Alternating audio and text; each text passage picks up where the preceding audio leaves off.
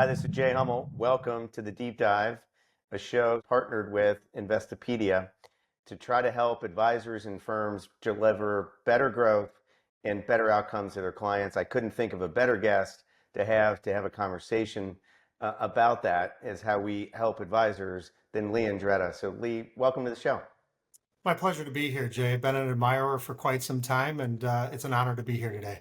Well, I appreciate you being here. I know you're busy. You got a lot of stuff you could be doing than doing this.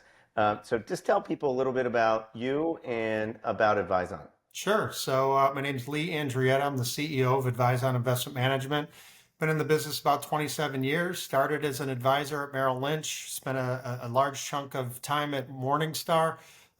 Spent a large chunk of time at Schwab, and couldn't be more happy to be part of the Advyson executive team. Advyson is really the best, in my opinion, all-in-one platform out there.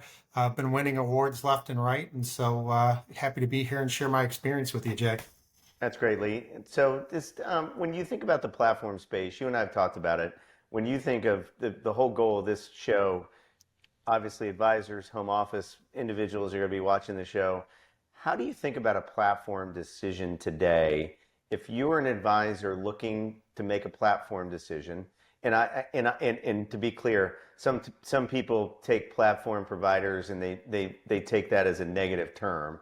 I'm using it as a positive term, which is the platform that's helping advisors grow faster.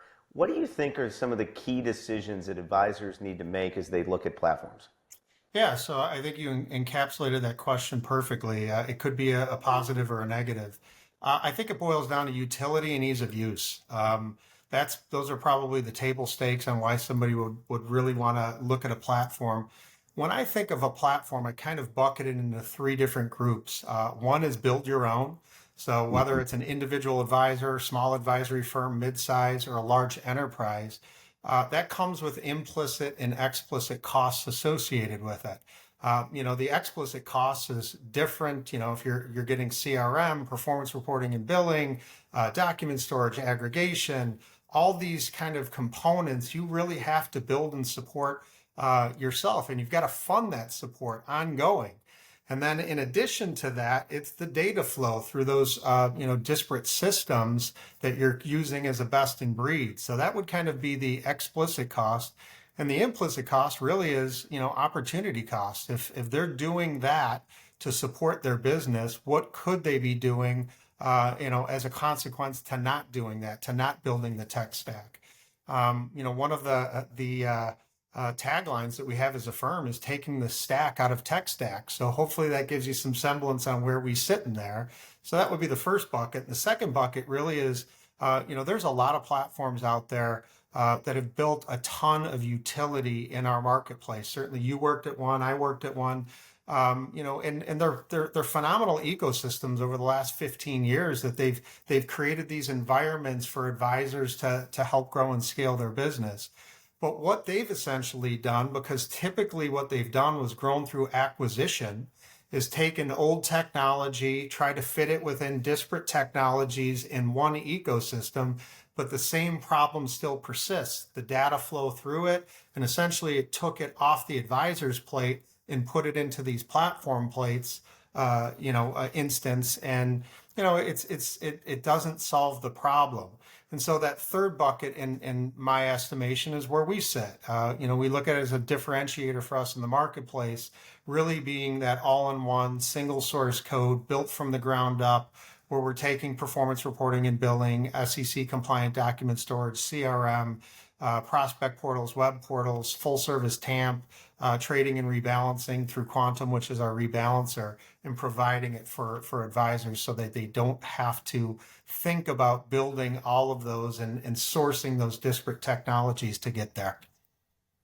Well, I think that's the biggest issue, right? I mean, if you're making a platform decision, in my opinion, and I would love your opinion on it, I think we're in agreement on this, is you have to pick a platform that helps you grow.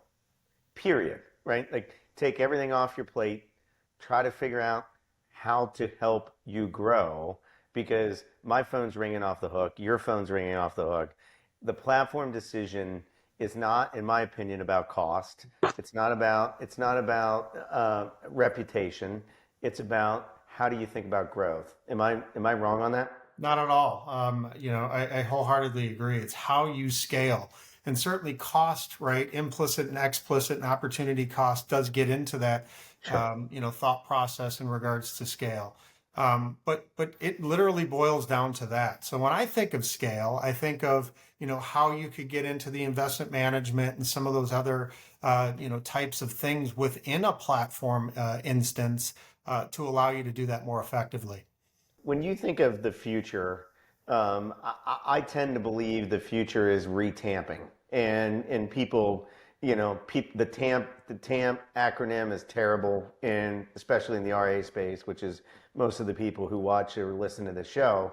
Is I think the future is not about just platform; it's about embedded investment management to support advisors to be a part of the platform to make them more efficient.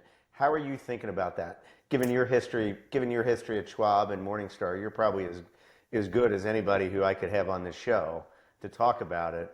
If you're sitting as an advisor today, whether you're 200 million or you're a 1.5 billion, how are you thinking about investment management being embedded into a system or lack thereof?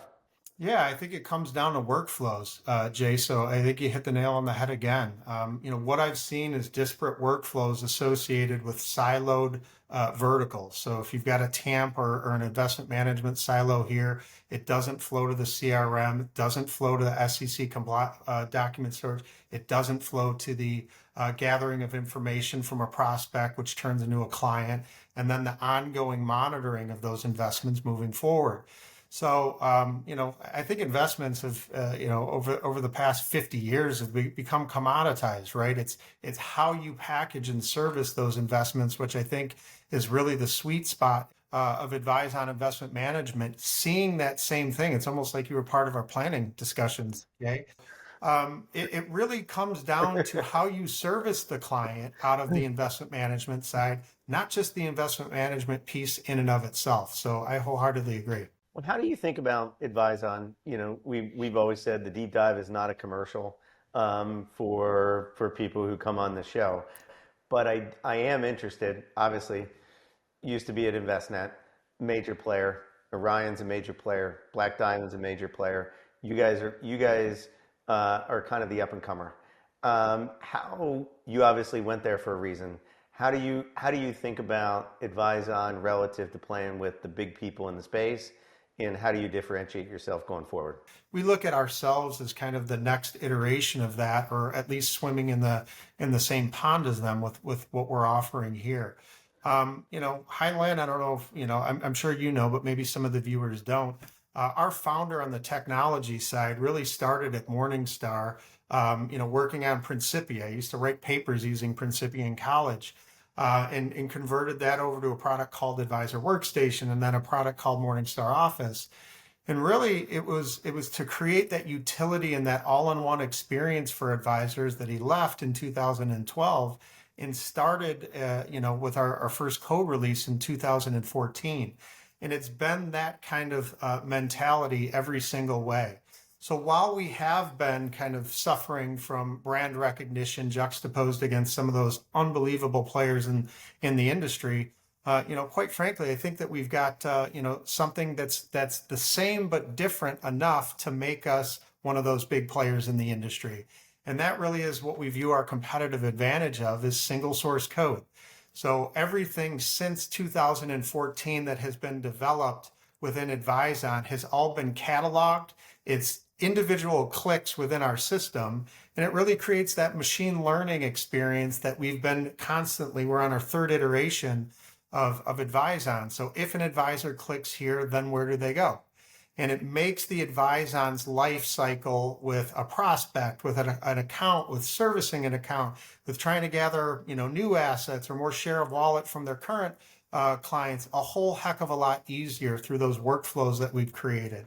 And if machine learning is the precursor to AI, wait till you start to see, you were at our conference, you probably heard some smatterings of that. Wait till you start seeing some of the releases in that accordingly. So it really is within that framework that we think that we're not looking to replace some of those names that you mentioned. They're fantastic out there. We're really trying to build off of the successes that they've created within the advisor community, either in the broker dealer side, the RIA side, bank trust side, wherever to help our industry grow and thrive. Well, and as I mentioned to you, you had an amazing conference. As you mentioned, I was there. You guys should be really proud of what you built. The culture is amazing. It's one of the most interesting cultures and people listen to the show a lot. It's one of the most interesting cultures I've ever seen. Being at this for a long time, you and I aren't getting any younger. How do I hate conferences, so your one was okay.